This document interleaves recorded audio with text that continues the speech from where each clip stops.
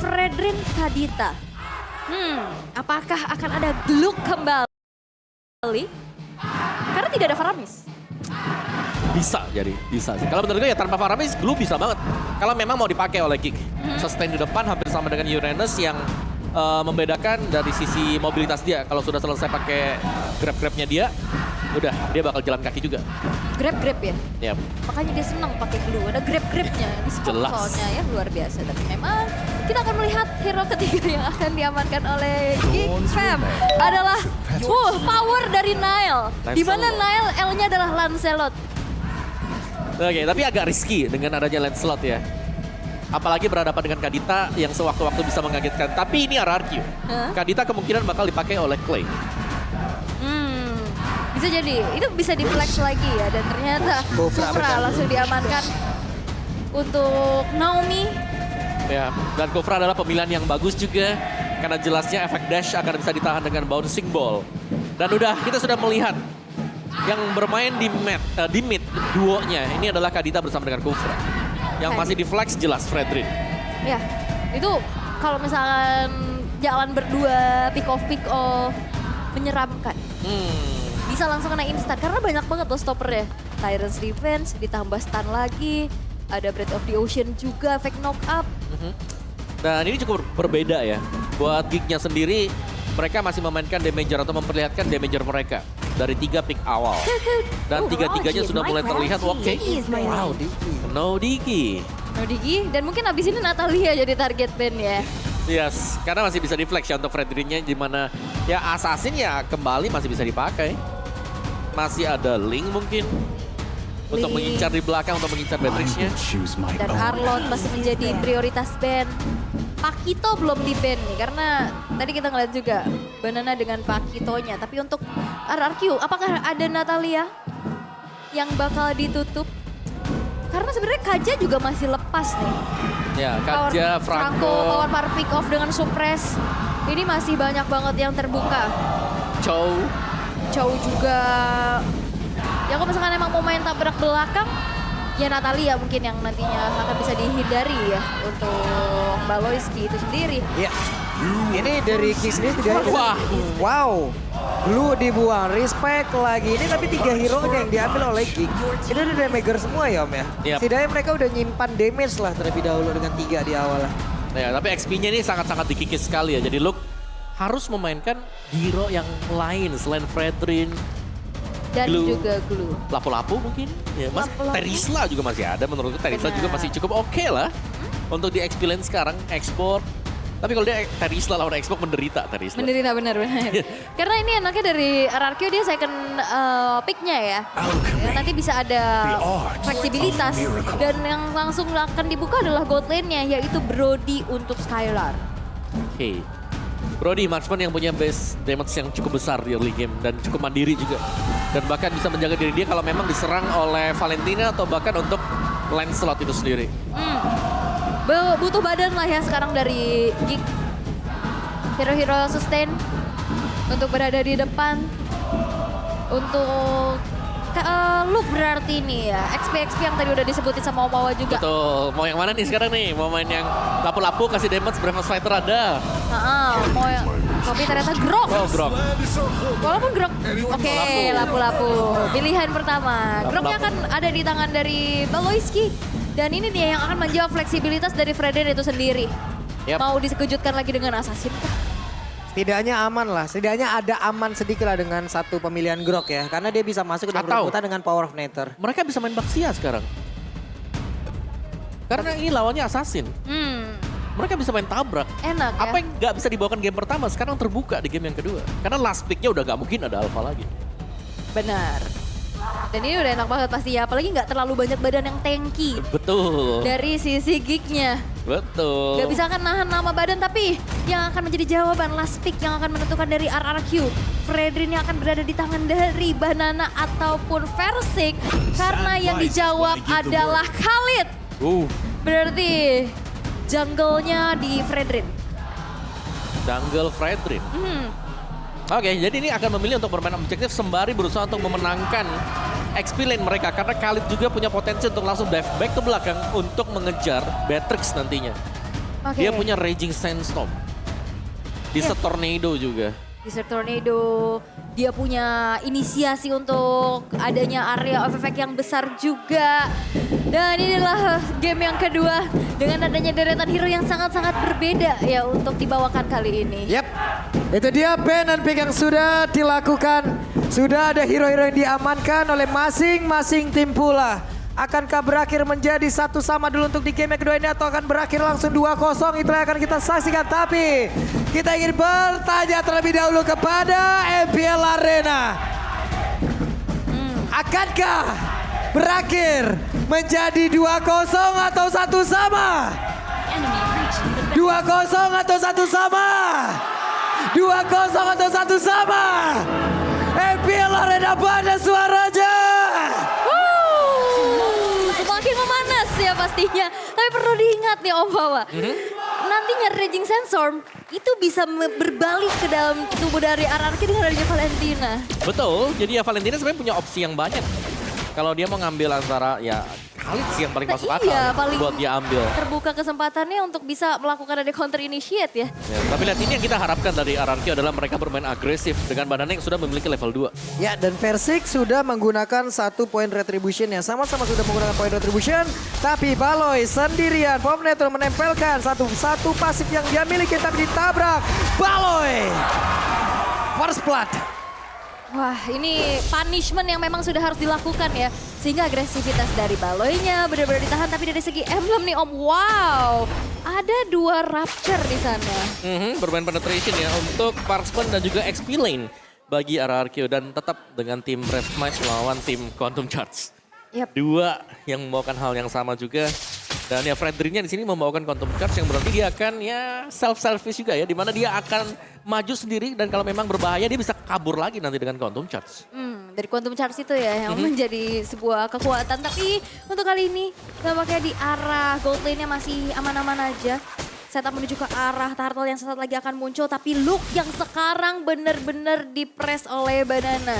Dengan adanya rotasi yang dilakukan walaupun Aboy masih sibuk untuk bisa mendapatkan IMU-nya nanti. Tapi Skylar sendirian nampaknya. Sendirian aja Skylar, tapi mampu mengendalikan apapun itu yang ada di area dari gold lane. Coba lihat, nikmat banget. Tapi di area yang berbeda, look ya. Sudah level 4 pula Banana. Sedikit lagi SP yang dia miliki, tapi dia masih punya 1 quicksand guard untuk bisa menambah lagi SP yang dia punya. Rockwave dikeluarkan, tapi 1 pancernya plus tadi Tondros. Nail sedikit lagi epitisan. Nail berjalan kaki dia tersebut. Akankah dia berhasil, ada efek Tonda dikeluarkan. Ternyata Nail pun masih berhasil selamat. Tapi di tempat yang berbeda, Clay menjadi korban. Yap, Nail masuk dengan HP yang gak terlalu banyak. Dan 1 buah retribution yang memang tadi agak terlalu cepat ya untuk dikeluarkan. Karena HP-nya low banget. Low banget, setidaknya dia mencoba untuk bisa dapetin adanya retribution tersebut. Tapi terus prediction. Wah, levelnya coba lihat. Ini baru masuk ke level 4 loh untuk Kadera. Sementara tadi Bro di level 5 duluan loh. Iya, tapi sekarang mereka bakal kejar-mengejar sebenarnya. Tapi keunggulan buat RRQ, di mana memang Skylar-nya ini bisa jaga diri dia sendiri sekarang. Jadi beda banget ya. Di match yang sebelumnya ya mungkin ketar-ketir kalau harus di geng 2 hero. Tapi sekarang ya dia cukup mandiri lah. Brody adalah hero yang memang benar-benar bisa sustain di laning phase. Yap, dan gak yang terlalu harus nunggu late game ya. Untuk bisa menyumbangkan damage-nya. Tapi untuk sejauh ini kembali reset low lagi dari segi tempo permainannya. Mencari informasi, tapi Baloy Ski. Waduh, ketabrak hanya saja. Masih memiliki power of nether. Baloy masih selamat di area tersebut. Tapi Aboy tepat bertemu oleh beberapa player. Aboy flicker Rockwave ditabrak. 1 wild chance pula. Tapi Clay-nya masih berhasil bertahan di area belakang. Tapi barusan ada 1 phantom execution. Masih gagal. Malah Nael-nya yang lejap. Yap, dan itu masuk terlalu dalam ya dari Nailnya pun. Udah gak ada puncture, dia bisa masuk tapi gak bisa keluar. Dan gimana tadi dari Banana yang langsung menabrak ke lini belakang, tapi Baloyski bakal coba untuk dipegangin. Oke, Baloy masih bertahan loh. Baloy masih bertahan sampai bawah loh Om. Iya, bener-bener di press habis-habisan sekarang. Dan RRQ akhirnya mereka berhasil untuk nge-freeze lane bahkan. Untuk di goldnya. Jadi Buset. Kadera, meskipun damage-nya masuk juga, Skylar seharusnya dia punya 1 item physical defense ya, Steel Leg Plate yang sudah dipegang oleh dia. Yap. Wow. Tara sekarang di bagian bawah ada pergerakan yang sudah tercipta. Naomi lompat ke bagian depan, masih gagal untuk bisa mendapatkan entah itu Kadera ataupun Nail. Yap, dan ini masih bisa dimanfaatkan ya untuk RRQ untuk levelnya bisa lebih unggul lagi. Terlihat dari kedua belah gold laner, satu level diunggulkan di atas dari Kadera. Tapi sejauh ini masih belum ada pick off nih ke arah gold, tapi Naomi. Wow, nabrak.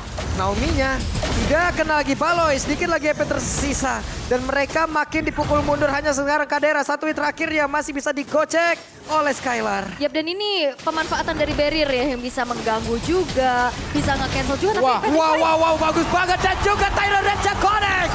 Nail pun langsung aja tidak ada pengampunan untuk Nail di area tersebut. Dan Baloy terkena efek tahunnya. Baloy dengan satu bar yang dia miliki mencoba untuk bisa menahan Persik agar tidak kemana-mana. Kadera mulai hadir menantarkan damage-nya. Ada penetrasi dikeluarkan Persik pun lejap pula di area tersebut. Naomi pun harus mundur. Yap, itu sebuah punishment ya yang memang akhirnya terlalu lama juga dari Versiknya untuk berada di depan. Dan dia berfokus untuk megangin Baloyski. Dan Naomi, HP-nya nggak terlalu banyak lagi. Wait, Naomi, flicker. Nyaris tadi. Cuman memang benar tadi. Terlalu dalam dan kita nggak melihat adanya follow up damage yang bakal dilakukan juga tadi oleh RRQ. Dari item build-nya jelas ada steel like plate tadi. Ini untuk Skylar dan dia sudah memiliki satu heptasis. Waduh, tempatnya berbeda. Baloy, tahun depan memory. Lenyap Baloy. Yap, dan itu dia ya. Yang kita tahu Grok ini sangat-sangat lemah terhadap magical damage. Dan itu yang bisa dimanfaatkan juga maupun itu Baloyski di depan.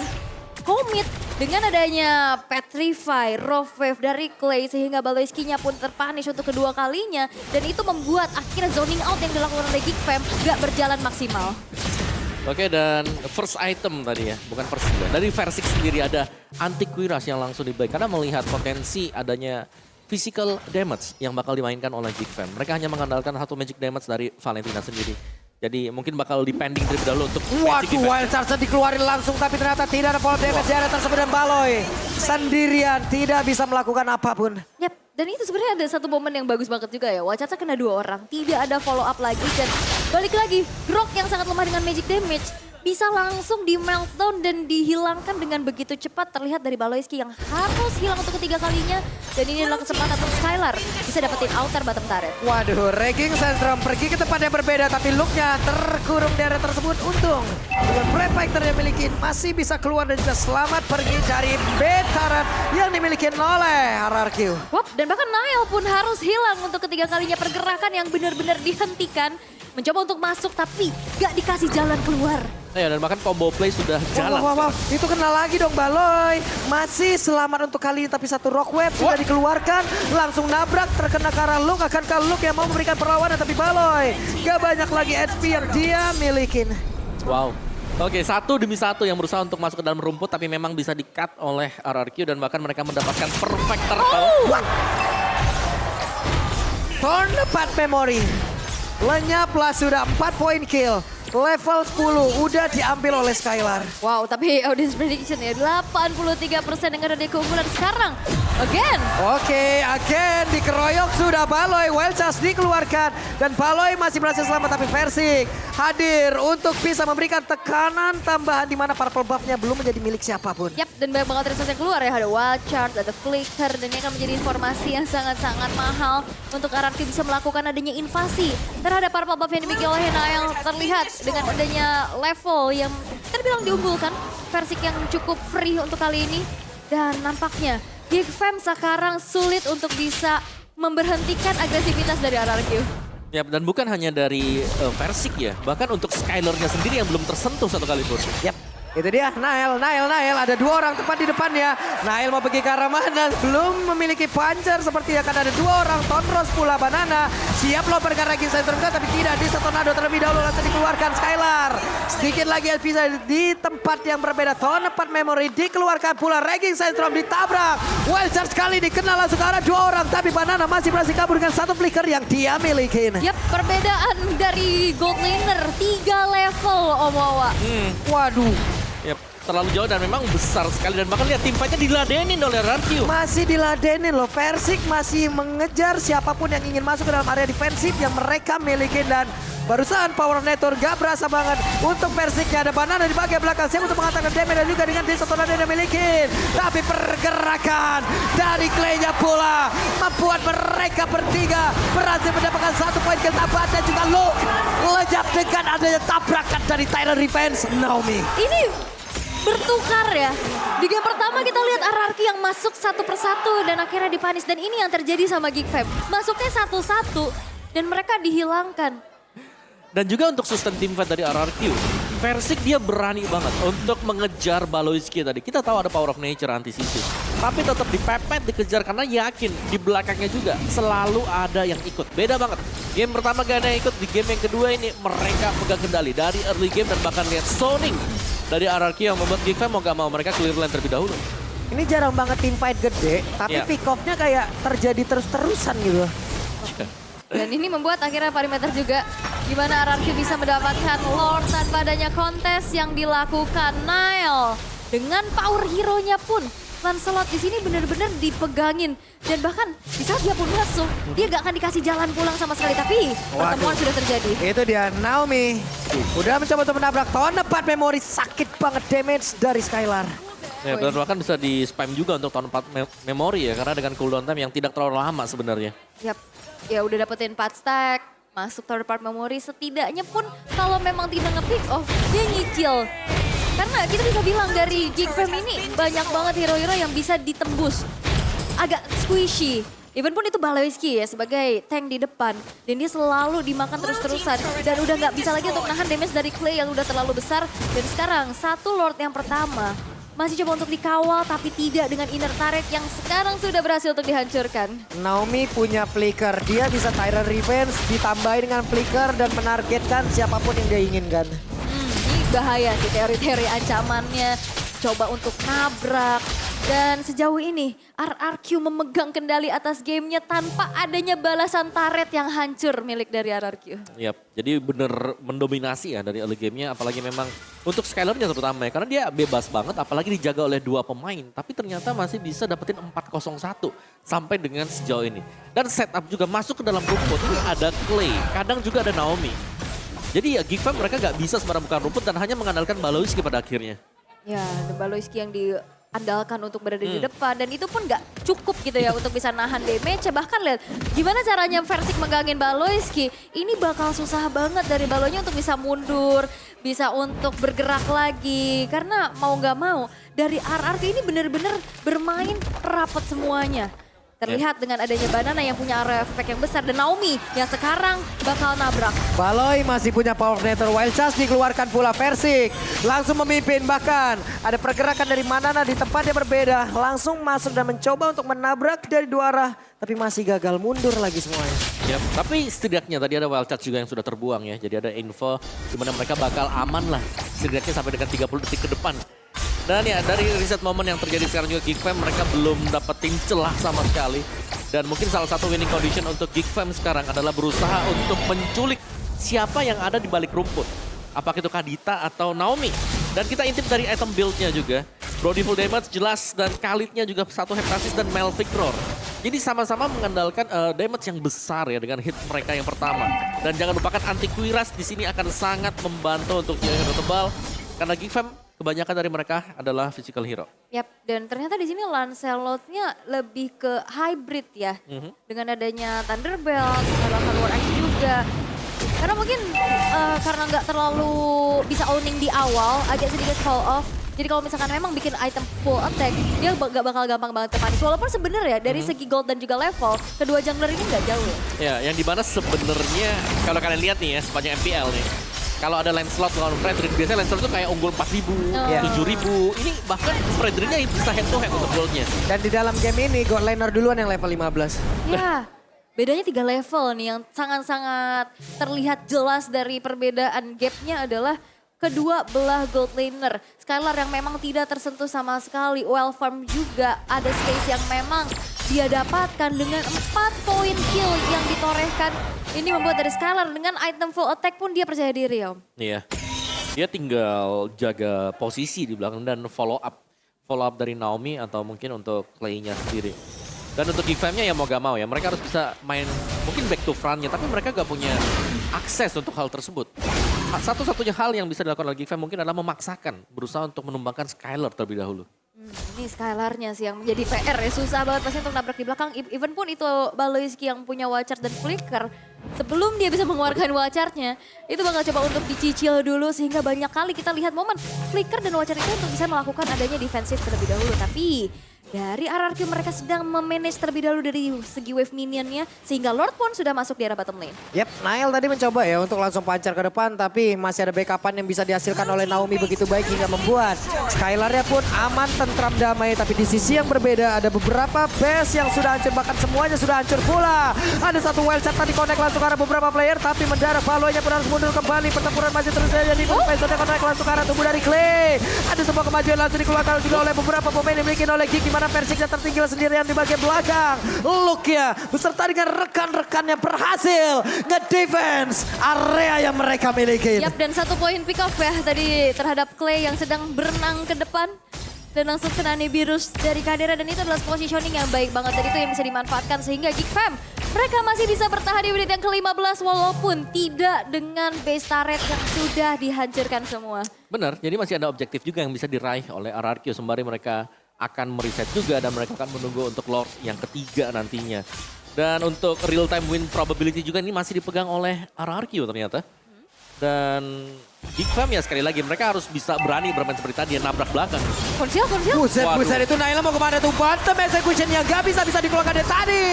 Sekalinya keluar tepat berada di depan, efek tahun yang begitu menyakitkan. 3 kali usaha dari Phantom Execution benar-benar ditahan dengan banyaknya crowd control yang dimiliki oleh RRQ sehingga Nile pun harus terpunish untuk kelima kalinya. Dan Geek Fam mereka masih memutar strategi gimana caranya untuk defense dan menemukan winning moment mereka. Ya, dikarenakan memang dipegang banget sih tadi buat Lancelotnya, dan ini bisa ditabrak loh. Ya, Benetres dikeluarkan pula. Naomi di bagian bawah setengah, bar HP lagi masih tersisa. Immortal belum pecah pula. Tapi mereka masih bisa mempertahankan ya harusnya ya. Dengan 5 detik lagi Nail pun akan kembali. Ya. Melihat potensi memang dengan keluarnya Lord ya. Jadi mending untuk mendapatkan Lord terlebih dahulu, dan itulah yang diprediksi oleh RRQ. Mereka akan mengamankan Lord, dan ini adalah Lord yang ketiga berarti. Ya, masih belum Lord Evolve ya, masih Lord yang enhance juga. Tapi nampaknya Geek Fam mau coba untuk melakukan kontes tapi tidak sempat. Sehingga Lord pun berhasil untuk diamankan kembali oleh RRQ. Dan gimana tadi, sebenarnya 4 player ya tadi di area Lordnya. Banananya nge-clear dulu nih di bawah, dia mau jalanin wave di bottom lane-nya. Wiswi di tempat yang berbeda. Kadera, WOI udah langsung diaktifkan. Bahkan ada sebuah backupan, tapi Clay mendadak hadir untuk bisa memberikan sebuah backupan, namun Raider rapatnya masuk ke dalam tubuh dari Clay. Dan itu menjadi satu pick off yang mahal juga, di mana RRQ hanya bisa mendorong dengan 4 player saja. Yap, ini dia Benetres dikeluarkan kembali. Persik, Valoy-nya pun langsung lejap. Untuk Lordnya bergerak masuk ke bagian depan. Kadera belum lagi menukar senjata karena Nibiru's, di mana Lordnya pun masih bisa bertahan sedikit lagi yang tersisa. Ada beberapa wave pula yang dimiliki oleh pemain, yang dimiliki oleh Geek untuk bisa bertahan lagi ke arah base-nya. Tapi Persik mencoba untuk mengejar lagi ke arah dari Aboy-Aboy-nya pun hilang di bagian bawah. Hanya Denial dan juga Kadera untuk bisa mempertahankan base-nya mereka miliki. Phantom Execution dan WOI diaktifkan pula oleh Skylar, tapi wave minionnya masuk dan harusnya game menjadi 1-1. RRQ memaksa Geek Fam untuk bertanding kembali di game yang ketiga. Dengan adanya sebuah agresivitas yang memang dimiliki Clay ya. Ada Clay dan juga dengan draft yang dipakai oleh Geek sebenarnya ya. Mereka memaksimalkan atau berusaha untuk memainkan Assassin sebagai jungler mereka. Dan ternyata pola pattern dari Assassin ini terbaca bagi RRQ sendiri. Yap, dan Invasi ada, gangguan selalu masuk. Dan bahkan Nile kita lihat tidak jauh lebih kaya dibandingkan dengan Versik sendiri. ya, dan ini Versiknya juga berani banget, dia tahan badan di depan. Dia masuk ke jungle lawan. Dan di saat pun dia kena damage, dia nggak ke-punish. Dan berkali-kali momentum dari Naomi yang berhasil untuk menciptakan pick off yang akhirnya menjadi sebuah snowball untuk RRQ. Ya, apa yang tadinya hilang di game pertama ini, ada lagi di game kedua untuk RRQ. Yep. Follow up, itu yang terjadi tadi. Ada Naomi, ada Clay, di belakang mereka jelas Skylar juga ada. Dan untuk di garis depannya Garda terdepan